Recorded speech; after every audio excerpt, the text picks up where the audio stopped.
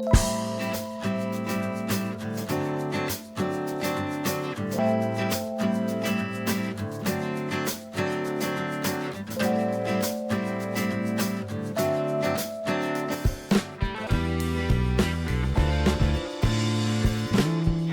my name's Carolyn, and I'll be leading us in the Bible reading today.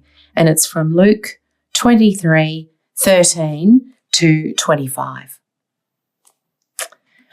Pilate called together the chief priests, the rulers, and the people, and said to them, "You brought me this man as one who was inciting the people to rebellion. I have examined him in your presence and have found no basis for your charges against him. Neither has Herod, for he sent him back to us. As you can see, he has done nothing to deserve death. Therefore, I will punish him and then release him." But the whole crowd shouted, "Away with this man! Release Barabbas to us." Barabbas had been thrown into prison for an insurrection in the city and for murder. Wanting to release Jesus, Pilate appealed to them again, but they kept shouting, "Crucify him! Crucify him!" For the third time, he spoke to them. "Why? What crime has this man committed? I have found him no grounds for the death penalty. Therefore, I will have him punished and then release him." But with loud shouts, they insistently demanded that he be crucified, and their shouts prevailed. So Pilate decided to grant their demand.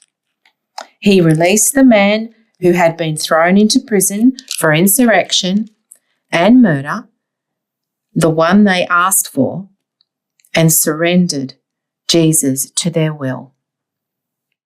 This is the word of the Lord, and thanks be to God. You may have heard of the case of the Menendez brothers, Lyle and Eric, who were convicted of killing their parents at their Beverly Hills home in 1989. Their conviction was divisive, and the first trial ended in a mistrial after the jury couldn't reach a verdict. After the second trial, they were sentenced to life without parole. The Menendez case has captured the world's media attention in a big way again this year. There's a TV series on it on Netflix, there's documentaries, because this case has been reopened. These boys grew up with their father doing unspeakable things to them, and it was overlooked by their mother. And while they committed the crime, there's confusion about their guilt, given that there's much evidence that they were also innocent victims of horrific crimes themselves. The controversy of this case shows us that as a society, we desire justice. It riles us when the innocent are punished or the guilty walk free. When a driver on a drug-fueled bender takes out the lives of innocent kids walking just to get ice cream, we rage for justice.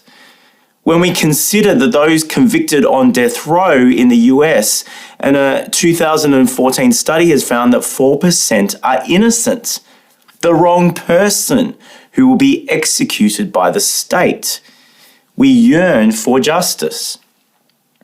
Well, in Luke 23, verses 13 to 25, unlike the Menendez trial, we have Jesus, who's clearly innocent, and the convicted criminal Barabbas, who's clearly guilty. Yet we'll see there's an outrageous injustice at play. Our passage opens with Jesus, who's been arrested by the religious establishment, and there's been a dodgy trial with trumped-up charges. Jesus has appeared before Herod and now handballed to Pilate, and they're both convinced that Jesus is completely innocent. Look to verse 14. "You brought me this man as one who was inciting the people to rebellion. I've examined him in your presence and have found that there's no basis for your charges against him." So Jesus' accusations are made up, they're not proven. We'd think Jesus' release is imminent. But the politics is tricky. The crowds had turned on Jesus, and a week earlier on Palm Sunday, he entered Jerusalem in adoration. The shouts were, "Hosanna." But now the shouts are, "Crucify him." But Pilate hopes here that giving the crowd the dangerous killer Barabbas in comparison to Jesus would solve the dilemma. Barabbas was charged for insurrection and murder. Think this guy was a convicted terrorist. So 3 times, Pilate tries to convince these bloodthirsty crowds of Jesus' innocence. Look to verse 22. Why? What crime has this man committed? I've found in him no grounds for the death penalty. Yet, Pilate, he wasn't the first politician to be consumed by the opinion polls. Popularity was more important than truth or justice, and outrageously their shouts prevailed. Pilate chose political survival over this innocent man's life. It's a horrific miscarriage of justice. But notice how there's an exchange here. The clearly guilty Barabbas on death row was set free, while the proven innocent Jesus was condemned and crucified and punished in his place. How could this injustice happen? Well, we'll see this exchange of Barabbas for Jesus wasn't just a tragedy in history, but God's plan for our salvation. While we yearn for justice for the evil deeds of the worst offenders, in comparison, we feel validated, that we're nowhere near as bad as them, and so we judge ourselves as innocent. Just picture this imaginary scale of morality. At one end, there's the terrorist who murders parents or horrifically abuses their children. Maybe somewhere further up the scale are scammers, those who rip people off of their retirement savings.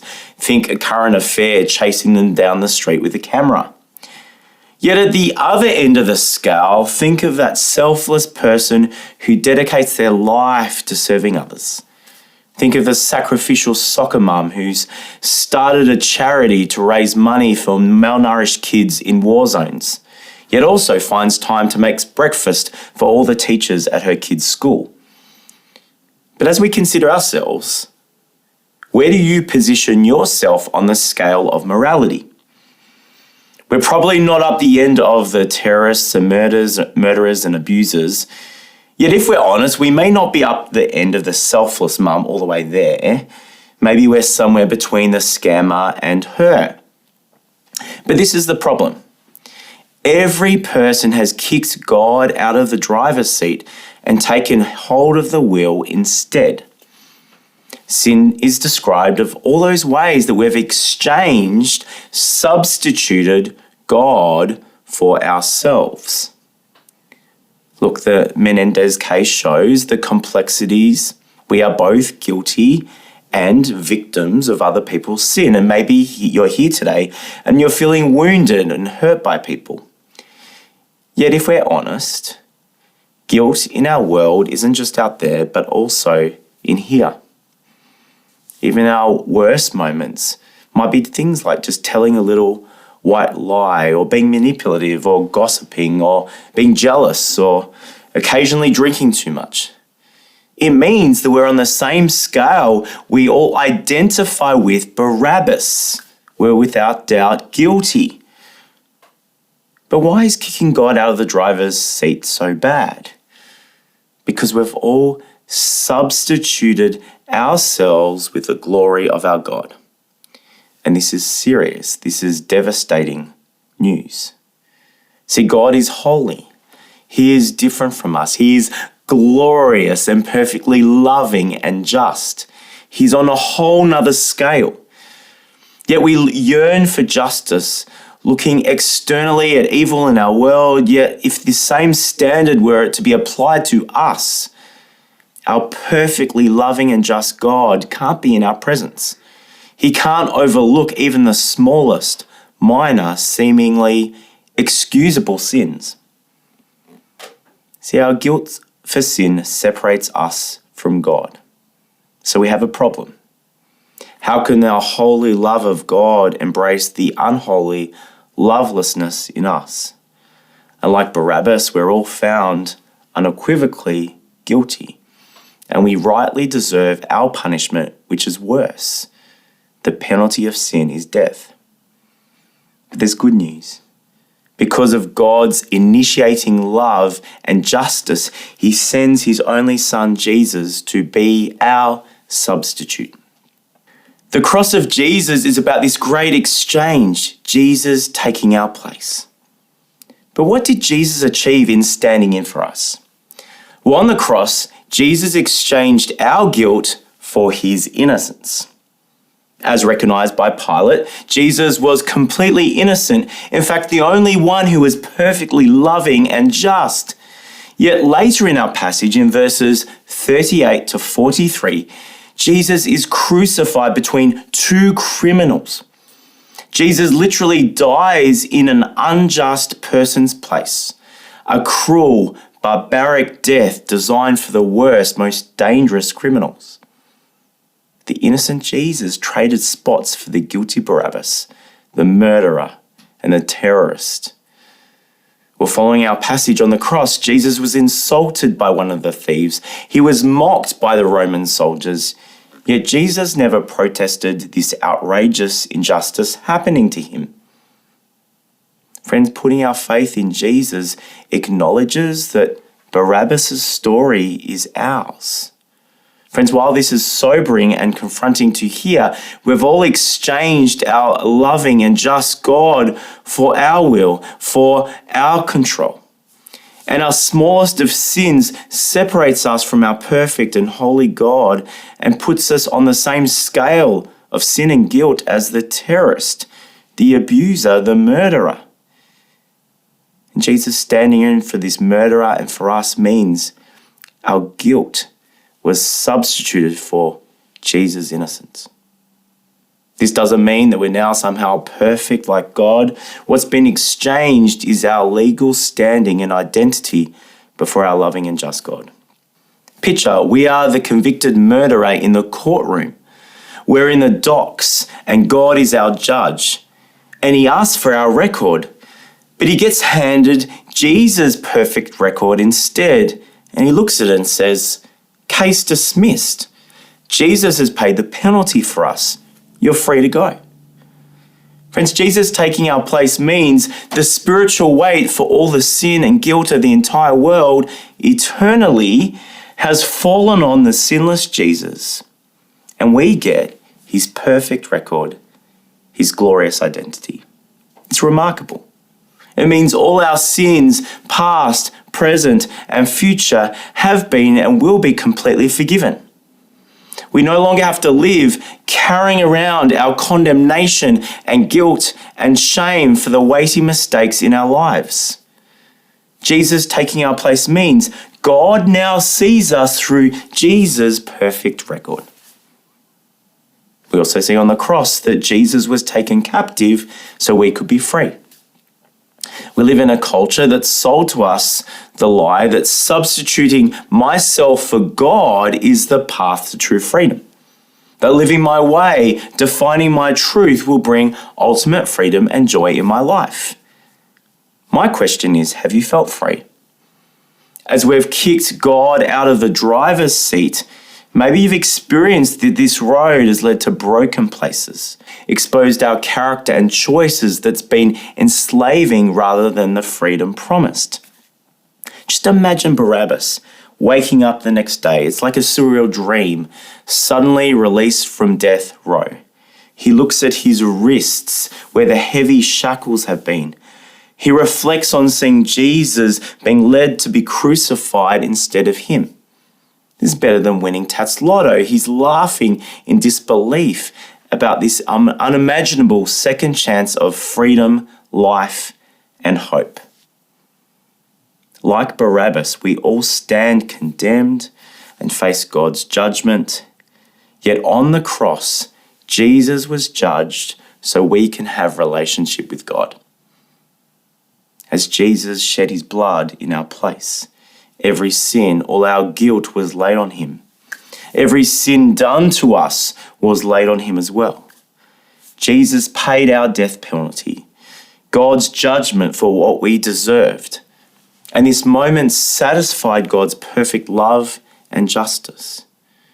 Yet wonderfully, Jesus' substitution opened the way for us to be in relationship with our loving God. While we're undeserving, it means we can now boldly approach God as his children, completely loved and accepted and embraced by the Father. It means we can speak to him in prayer and enjoy his presence with us through all that life throws at us.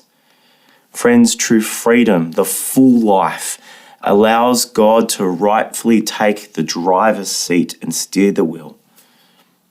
John Stott summarizes Jesus taking our place like this. Substitution may be said, then, to lie at the heart of both sin and salvation. For the essence of sin is man substituting himself for God, while the essence of salvation is God substituting himself for man. Man asserts himself against God and puts himself where only God deserves to be. And God sacrifices himself for man and puts himself where only man deserves to be. Friends, look at the cross behind me. Picture yourself in Barabbas' shoes on that day, standing in chains, aware of his guilt, knowing that he's deserving of this judgment for the life that he lived. He clearly deserves to be up there. Yet to his shock and disbelief, he sees Jesus taking his place instead. You, me, we all deserve to be up there. We are broken, we are guilty, we can never cut it. So God lovingly sent his son Jesus to be up there in our place, to give us Jesus' perfect record and true freedom and offer us relationship with God. But it leaves the question, does Jesus taking our place make God unjust? Jesus certainly didn't deserve this. If the innocent Jesus took the place of guilty Barabbas and us, it means that the guilty go free and the innocent one is punished. Is Christianity unjust? Well, some make the claims of the idea that Jesus' substitution is divine child abuse on behalf of God. They argue that either Jesus' sacrifice was twisting the arm of an angry, bloodthirsty God reluctant to forgive us, or that God was seeking out to punish Christ, his son. But this argument is flawed because in the Gospels we see that the Father and Son are always in perfect unity and purpose. We should never pitch the Father and the Son as having separate agendas. The Father, the Son, the Spirit were unified in sacrificially taking the initiative to save us sinners. It was always God's loving plan to rescue undeserving us to himself. Look, every parent will always choose something bad to happen to us rather than our beloved children. The Father sacrificially sent his Son to rescue us.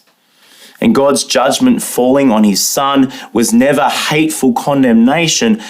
God never stopped loving Jesus. And in Romans 8:3 describes God's condemnation was for sin in Jesus' body. And significantly, Jesus freely, willingly, voluntarily laid his life down to take the judgment we deserve. Jesus, the God-man, chose to take our place. He wasn't forced or coerced by the Father. Note that Jesus' substitution only works because Jesus was God and man. Because Jesus is fully God, it meant his sacrifice can save us. And because he is fully human, his sacrifice can take our place. Jesus' cross was God's perfect love and justice on display. Well, following our passage in verses 40 to 43, one of the thieves rebukes the other thief who was insulting Jesus, See, this thief sees Jesus' identity as innocent. He knows that Jesus doesn't deserve to be on the cross. He sees the costly gift of Jesus offering him and also offering the world. How do we respond to Jesus' substitution for us? Well, being thankful for Jesus' costly gift. In a past workplace Christmas Kris Kringle, everyone brought cheap chocolates or socks, but my boss gifted a couple of iPads. And I just remember my colleague's face of shock and gratitude coming with cheap socks and leaving with an expensive iPad. Just imagine Barabbas's face even more so. Jesus taking our place, we've seen there's been an exchange of gifts. We've undeservingly received Jesus' perfect record, freedom, and relationship with our loving and just God. See, we ourselves have done nothing of what is gifted to us, nor Christ anything of what is gifted to him. Spiritually, we're all like Barabbas, deserving to be on death row. Just imagine eating that last meal. Imagine facing the overwhelming weight of our sin, guilt, all the regrets in life, facing God's rightful justice, facing our death and your mortality, for a life of kicking him out of the driver's seat. Then imagine the prison guard's footsteps approaching. Your heart races, bracing for your final moment, and he says, well, Jesus has taken your place. Your record is clean. Your identity is innocent. You're free to go, and flings the cell door wide open. Friends, Jesus taking our place is really good news. It's a life-changing gift. And while Barabbas automatically benefited from Jesus taking his place, for us, the gift needs to be opened. Jesus only steps in for us when we acknowledge that we share Barabbas' sin and guilt for all the ways that we've kicked God out of the driver's seat. So respond to Jesus' undeserving, costly gift by putting your faith and trust in Jesus today. In a moment, we will sing together. So please take this opportunity to personally respond in gratitude and thankfulness. You can express your gratitude in discovering Jesus all the more. Please get your hands on a free Bible and get to know the one who has taken your place. Responding to Jesus' costly gift also means living in our new identity, our new freedom, our new relationship with Jesus. It means giving God back our control and allowing him to take the driver's seat instead. How is the Holy Spirit calling you to respond to Jesus who has stood in for you today? Your response could be anything. With the Menendez case and Barabbas, some people in our lives seem unforgivable. Yet as those who are undeservingly forgiven, now in relationship with God, are we being convicted to exchange some bitterness for reconciliation with somebody? While Pilate followed the crowds and gave in to what's popular, as we serve our loving and just God, are we compelled to take on some injustice and advocate for what's right? Maybe like Jesus, standing in for others even when it costs us. And thankful for the freedom Jesus has bought for us, are we compelled to exchange something that consumes us and an addiction for newfound joy in serving Jesus and his people? The day after Barabbas was set free, did he go back to his life of offending, or did Jesus' costly gift change him? Well, the Bible doesn't say. And the Menendez boys had a life sentence. They were meant to die in prison. Yet as they're set free this year, time will tell if they're changed. But how about you? Gratitude for Jesus stepping in for us means no longer holding onto the wheel by striving and earning ourselves up towards the selfless mum end of the morality spectrum, but humbly recognizing that we're on the same page as the terrorist, abuser, and murderer, and to be utterly thankful for Jesus' outrageous gift for us that we can never repay. Amen. Thanks for joining us. If you'd like to subscribe to this podcast, you can do so in Apple Podcasts, Google Podcasts, Spotify, or wherever you get your podcasts from. Just search for St John's, Diamond Creek.